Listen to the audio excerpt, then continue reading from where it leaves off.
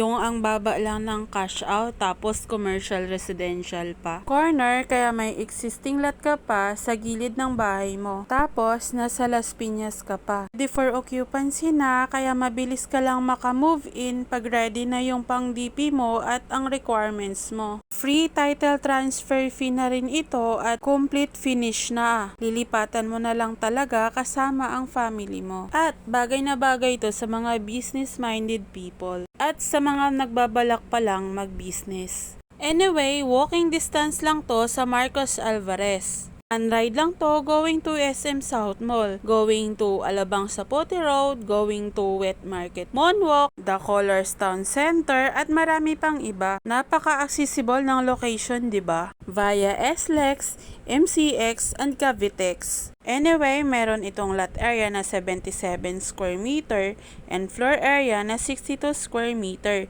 2 bedrooms, 2 toilet and bath, and 1 car garage. So, dahil nga naka-promo tayo, 2% na lang ang magiging down payment mo. Automatic discount mo na yung 8%. At 90% yun na yung iloloan natin through bank financing only. Up to 15 years, 20 years, 25 years. Syempre, depende pa rin yun sa edad ni principal buyer.